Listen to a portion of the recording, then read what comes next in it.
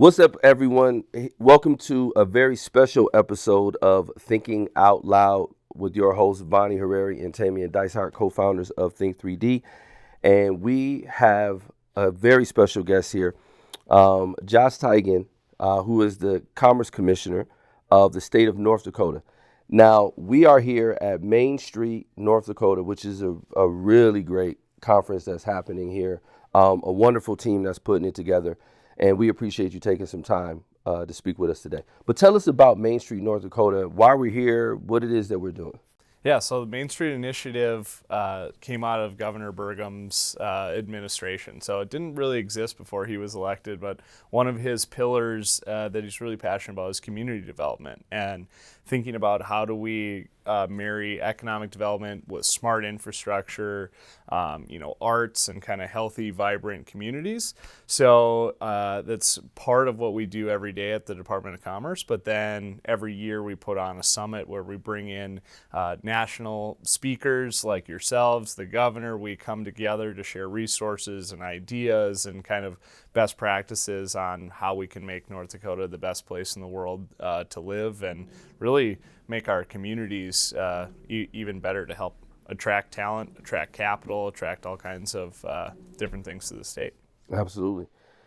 Why do you think it came on recently? Why do you think it became so important to pull people together and really talk about economic development, especially into smaller communities? I think we've seen over, the past couple decades, a lot of edge development of communities. So you have a lot of times it starts with a school district. The school says, hey, we got some free land, but it's 2 miles outside of town, so we're going to put a school there. Well, now you have infrastructure chasing that school. Now you have to get fire and police and all these services down there, and there's no tax base to support the need to get the cost to get all that infrastructure there. So where the governor, I think, became passionate about is his mom loved downtown. And downtown had kind of gone away because when you have all this edge development, you now lose that core. And that core is where all of the property tax revenue exists. The infrastructure is already there. So Governor Burgum said, we need to do this statewide and we need to stop saying, hey, we're just going to grow our footprint, but we're going to work on infill and density because when you look at it from an economic standpoint, that tax revenue is so much stronger by taking something that has, existing infrastructure is already kind of within the core of the city rather than we're just going to keep chasing more and more edge development. So that's, I think, where it started and why I think we're seeing such interest now is communities are starting to feel that pain a little bit of we want to grow, but we don't have the financial resources to continue to chase these edge developments. So how do we look at the core, which has maybe been neglected for 10, 15, 20 years. So it's not just about, hey, let's invest in the core, but how do we make that vibrant? How do we bring arts back? How do we bring, amenities and, community resources for people to get together and share ideas and make it a great place to live. So I think that's kind of the history of how we got here. Yeah, I love the idea of it takes a village, everyone knows that. And though we've known it, it's gone away where, again, you just let the thing happen. And it's like, it's going to take a new look. This is a new world we're in this side of COVID. Technology is changing everything, right? And so how do we look at this from a fresh set of eyes, which part of that is bringing in new talent, new perspective. And so you are relatively newer in your position compared to a lot of folks in this role. What got you excited? What gets you up to say, to go after this role? And now since you've been in the role, like, man, some things you didn't know. What really excites you about what's on the horizon? Yeah, so before I was involved in state government, I never thought I would be in state government, ever. I was an entrepreneur. I had a couple of businesses, and when my last business was acquired, I was trying to figure out what I was going to do next. And that's when, Governor Burgum had reached out and, I came and met and I saw all the energy around the Capitol at session time. And I was like, this is kind of cool because I've always had this sense of pride for my state and city and, thought that what we had here was pretty cool. But then I originally was like, well, state government, that's not for me. I've never had a boss before. I'll cheer on from the sidelines. Well, when you start to think about the scale at which you can impact things from this seat versus a private sector seat, the governor uses an example. You take higher education. I could be super passionate about higher education. I could go and I could donate $1 million. That's a huge donation. It'll put your name on something. That's great. Well, when you look at higher education at the state of North Dakota level, it's $300 million. If I can go and if I can make a 1% difference in that, well, that's $3 million, and that 1% shouldn't. So when that lever that you have is so much bigger at the state level, the rate at which you can influence change and what you can accomplish is so much greater. And that's what got me excited about it. As I said, I love my state, I love the community, and this role gives me a really, really long lever to go and kind of craft what it looks like for the next generation. Yeah. That's how we feel about a lot of things. We're having in the community. Myself, I'm a downtown nut. You mentioned downtown. I'm a vice chair of our downtown Sioux Falls.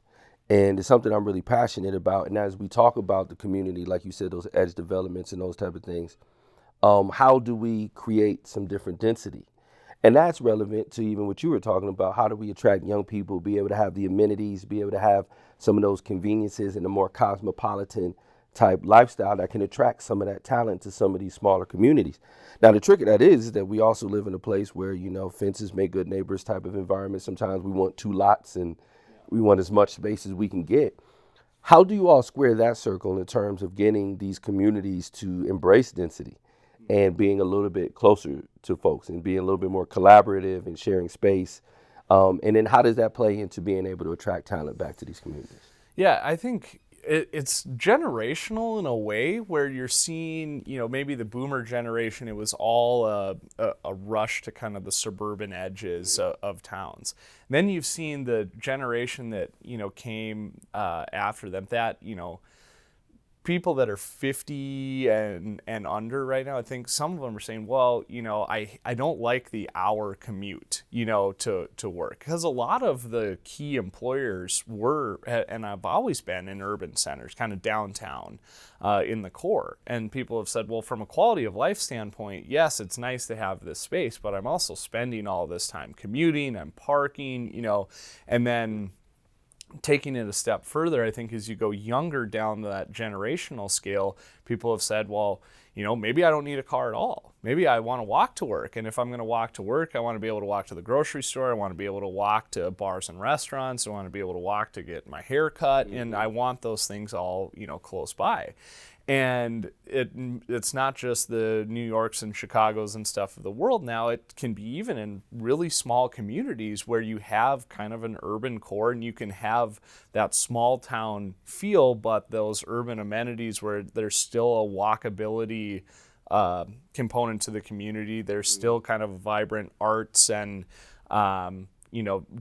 different things to do other than, just going to a bar or restaurant. There's community space. And I think we're seeing younger generations say, hey, maybe I don't need a big house in the suburbs. Maybe I want to live in an apartment downtown because I can, do so many other things with that time. And that to me is better quality of life than having, the bigger lot or the bigger house. So I think just those conversations, the economics are easy, but some people say, well, I don't care about the economics. I want to live on the edge. That's fine. There's always going to be those people. But are we also providing options for people that say, I don't want to live on the edge. I wish I had, something that where I could, be more in a downtown center. Sure. Yeah, I think thinking about the quality of life and quality communities, and one thing that always underpins the elevating that your community is nonprofit work. And actually last night at the event, the networking event, I met a gentleman, Jonathan, who's head of the addiction, director of addiction, something like that. I find it amazing, again, when you have communities, especially leaders, and it sounds like the governor's extremely connected to those real issues. They're not, way up here, they're disconnected. especially around this thing, mental health and addiction is a huge thing. I think next week you guys have a huge conference going on where it's a free event, 2,000 plus people. Talk about from your vantage point, what does that mean as you've seen the transition of how we look at those things differently, of getting people connected, that this isn't just this pockets issue, that pockets issue. This is a community issue. And if we don't do some of these things, there's a real impact. Yeah. No, I think it all kind of comes back to having really sometimes hard but necessary conversations about not just, downtown infill and urban density, but also difficult conversations about, when we look at quality of life, well, addiction certainly plays a big role in that. For just basically every person out there is affected by it in some way or another, through family members, through friends, anything. So if we want to say, okay, how do we create, healthy, vibrant communities, the smart infrastructure and the economic development and all of that can be solved, through some policy and things like that. We can steer things that direction. But then there's a whole nother element of it that we say, okay, quality of life, that's for everybody, whether you're in the core or on the edge, whether you're, in the most rural or most urban. This is a horizontal issue that touches everybody. So how do we have the right conversations about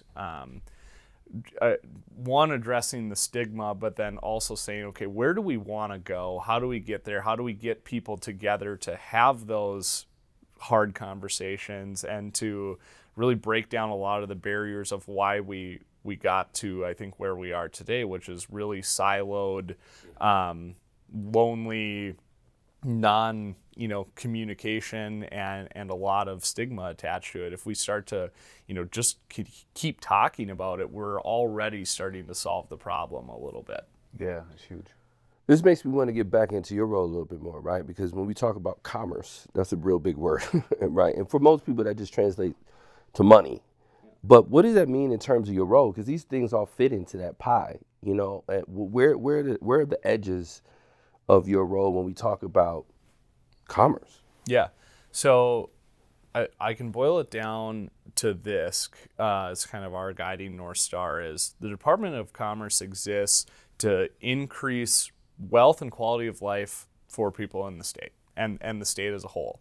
So we do that through really 4 key areas. Economic development and finance, which is pretty self-explanatory. We want businesses to come here and invest here. We want people to start businesses here. We want our current businesses to expand and grow here. And we have a bunch of tools and programs and people that help incentivize that. We also have the tourism division, so tourism and marketing. So how do we highlight those experiences that our state has to offer? What makes us unique and different from going other places? And then marketing and telling our story. Hey, we think we have something great here. We need to make sure other people know about it. The other piece of it is community services. So that's where the Main Street program sits. That's where things like homelessness grants or community infill development block grants, a lot of federal programs for community services and development. That's all administered underneath us as well. And then the last one is workforce. If we're going to do all those other things, we need workforce development. We need to make sure we're training, new workers into the workforce. We need to make sure we're attracting people from other areas, and we have programs for people to get, certifications and things like that, and removing government red tape. So the overarching umbrella is, increase wealth and quality of life for the state of North Dakota, and then those are kind of the 4 pillars in which we accomplish that. Yeah, quick follow-up to that. In a community similar to ours in South Dakota, where you have a few large population bases, Fargo, Minot, Bismarck, similar to us in Sioux Falls and in Rapid City, but then you have hundreds of really small communities that make up a significant part of your legislature.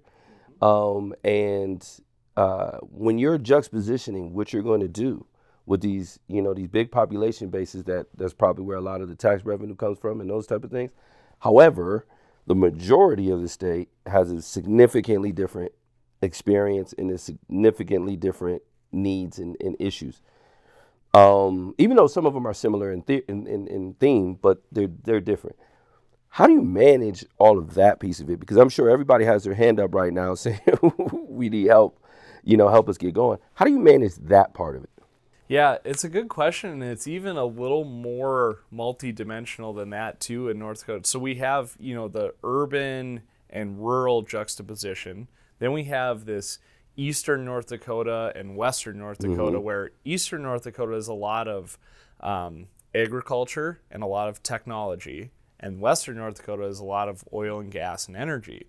Well, that oil and gas and energy actually feeds a lot of tax revenue back to the east where a lot of the people live. And so there's even more moving pieces and parts there, where you actually sometimes have really rural counties that produce tons of tax revenue for the state because they have oil, versus really urban counties in some cases, don't produce nearly as much. So now it's almost flipped upside down and compared to some states. So I think in a way that brings us closer together because there's more overlap than there is difference. Then we're really blessed because it's really prosperity across the board, and it's now a discussion of, okay, how do we take this prosperity and how do we design things like our communities, our policies, our, tax and regulatory structure to make sure that one day, when oil and gas is gone or crop prices aren't good, we still have a thriving state, we have a thriving community. So it's good to have those discussions when everything is great. Right. And there's really shared prosperity across the board, east, west, urban, rural. And a lot of our rural communities have been the ones that have really, I think, innovated more so than some of the urban centers when it comes to quality of life because they've had to. Yeah. They don't have that gravitational pull that a big city just naturally has.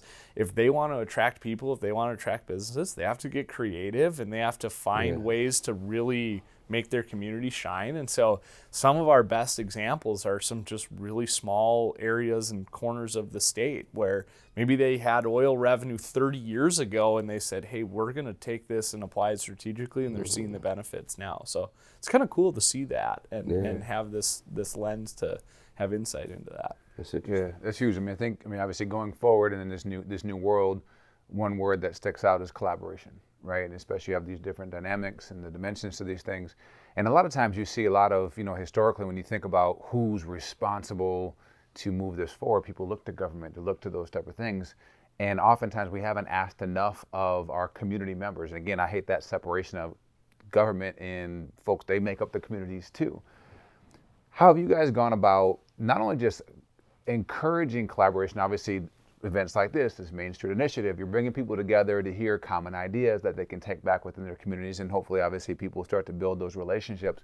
But I think even beyond that, what does that follow-up look like from your guys' seat to say, like, are you doing those things? How can we continue to assist? And even as you're seeing that, encouraging best practice sharing across this big state to make a better North Dakota for the future, not only today, but obviously for generations to come. Yeah, I think a couple ways. So one, North Dakota has kind of planted this flag and said, North Dakota is going to be innovation over regulation. Where our role as state government is mostly to stay out of the way of private industry and, local thought leaders. We're here to provide access to some tools and resources and then let those free markets kind of run. And a lot of what we spend time on is not, and I think it's worth touching on because not all states are like this, is we spend a lot of time on how do we reduce red tape, what are bottlenecks, how do we eliminate those, rather than how do we design new things, can we ram a new program or a new regulation down, to try to, curb some. We've said, the governor put together an entire task force and it's called the Red Tape Reduction Act, and then as an executive order, brought together all of the different agencies within the state, and they said, tell us what doesn't work, what's in the way, and how do we eliminate that? Is it executive order? Is it internal policy? Is it legislative? And we have that all laid out and we say, okay, let's tackle this. So rather than saying, how can the state, get deeper into the local dynamics or the individual businesses and what they do, we've said, how do we get out of the way? And I think that's been a huge cultural unlocking of value for the state. And then the other thing is just a lot of communication flow. So my team, when we have a board meeting or other things like that, we don't do it in Bismarck or we travel to a community we haven't been to. And we reach out and we invite their legislature members, we invite their community leaders, the mayor, the local economic development agency, and we have our meeting, but then we have a day where they show us their community. We talk to them about, what are your issues? What's going well? And that's, every single small board or committee or meeting within all of Commerce. So at any given point in time, we're scattered all throughout the state and we're having all these conversations, and those conversations all flow up to, what can we be doing better and how can we get out of the local leadership's way and private business, way. Yeah. So that's really been the key. That's big. And I think, for us in South Dakota, we could take a couple pages out of that book. A lot of times in states, they're not listening to or really drawing out that feedback, of how they can, like you said, get out of the way in many cases and let innovation happen. And then pushing to be communicative, I think, is a really big thing as well, which feels a little cutting edge. When we got reached out to by your team, we were really excited about that because the idea that a state was really being considerate and thoughtful about the culture of what they were doing.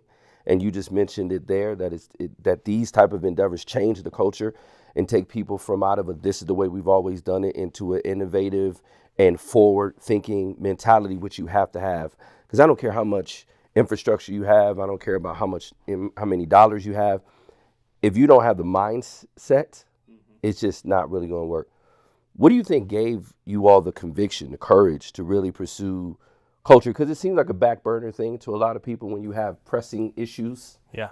What made you go that route?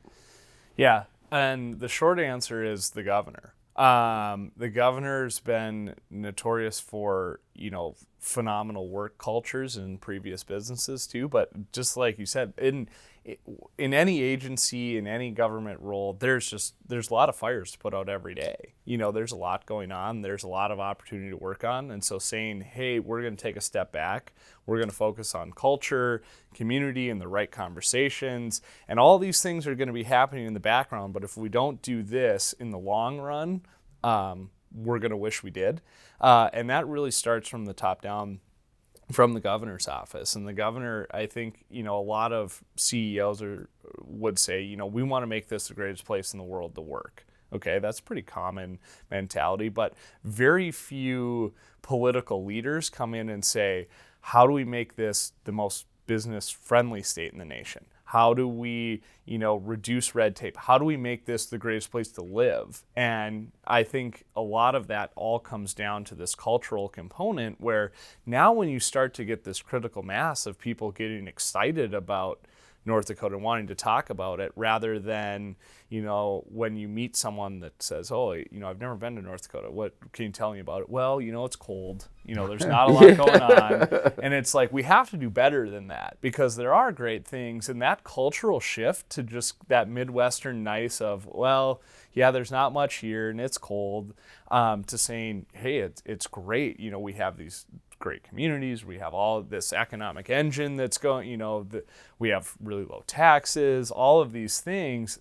Just those conversations, every single one of those conversations that happen is a sales pitch to a potential worker, a potential business. And so once you I think if you can showcase people why something is great and give them kind of a voice in creating, where it goes from here, then they get excited about it. They want to tell the story. And now we have, 780,000 people that are our entire sales team rather than it just being, the governor or some people like myself out there saying, hey, no, I think there's something good going on here. Everyone is saying that. And we're not all the way there, but I think, we're making strides, and in short, it really comes down to the governor's leadership of saying, if we don't address that cultural piece and be welcoming to people and businesses and make sure they not only want to come here, but they want to stay, and then they want to call their friends and tell them to come, we're going to lose out in the long run. Yeah, well, I think, really there's three options for states. It's either you're going backwards, which a lot of people are, and then just insurmountable issues that they're nowhere close to try to even solve, no collaboration happening. There's ones that are about the same, stagnant, they know change has to happen, aren't willing to do that, but then there's states where you're at. There's a clear progress. There's no perfection in it. It's about progress. I heard the question last night, what is your unfair competitive advantage?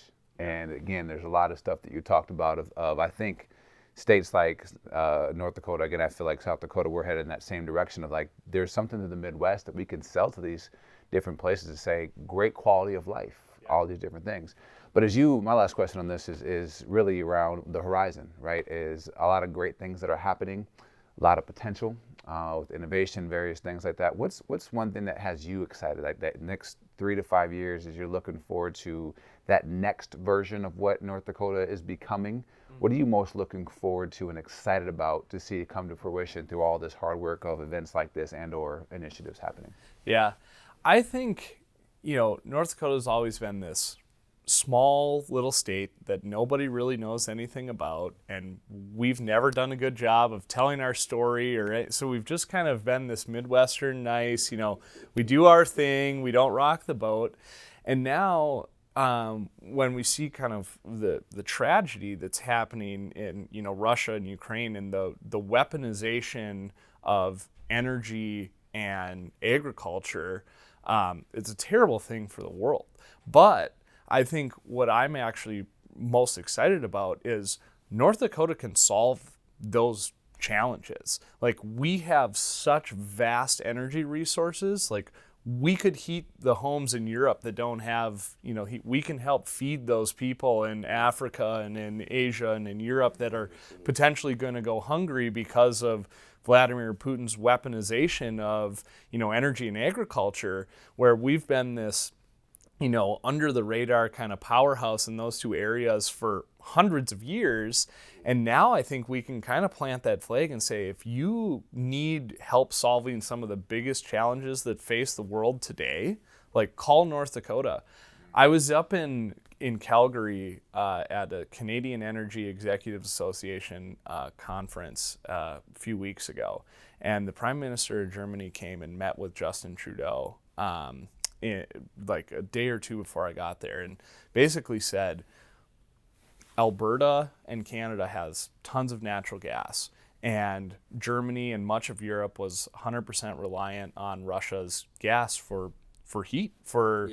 And the Prime Minister said, we need Canada's natural gas, or our people could freeze to death over the winter.